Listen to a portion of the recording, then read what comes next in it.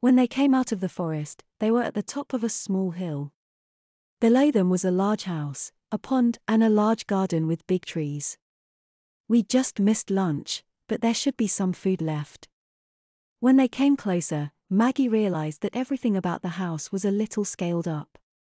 The windows were just a foot higher up than usual, the door was bigger, the steps up the porch was just a little too high to easily walk up.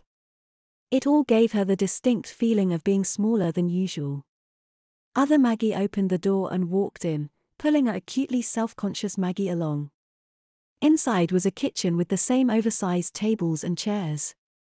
There was a giant of a woman putting plates and glasses in the sink. She must have been almost 7 feet tall and looked like she was in her early 50s. She had the hair about her that grandmothers do, even though she was a little young for it. "Hey Mom, look who finally came to join us," other Maggie said. She turned to Maggie and whispered, "Her real name's Eliza, but she likes it when we call her Mom." "Maggie!" Eliza exclaimed and came over to give Maggie a hug. "We've been waiting for so long. Let me have a look at you." Maggie unsuccessfully tried to cover up her bared chest and the diapers.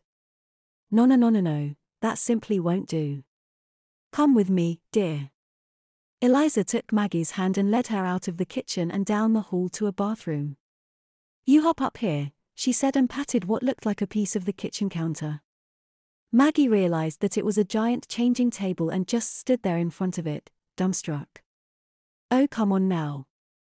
You're a bit too big for me to lift you." Maggie looked around and saw a stool next to the changing table.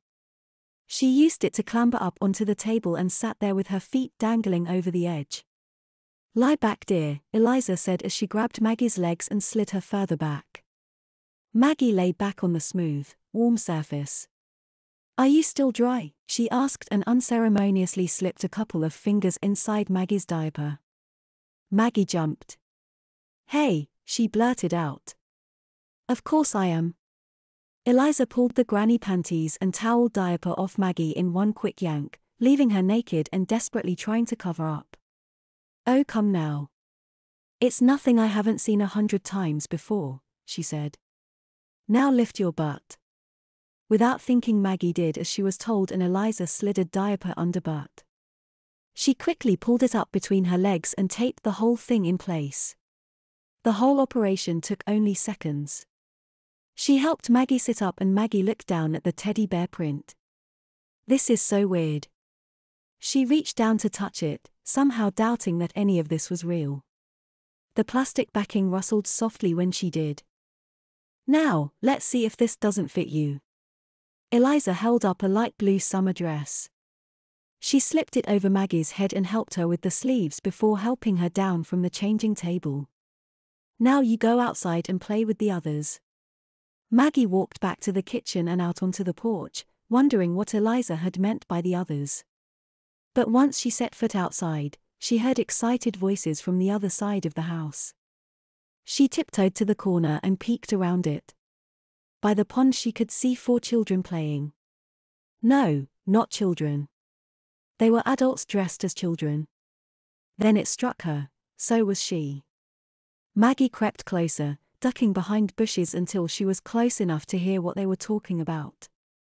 It seemed the 3 of them, 2 girls and a boy, were having an argument about some kind of race in the brook that fed the pond.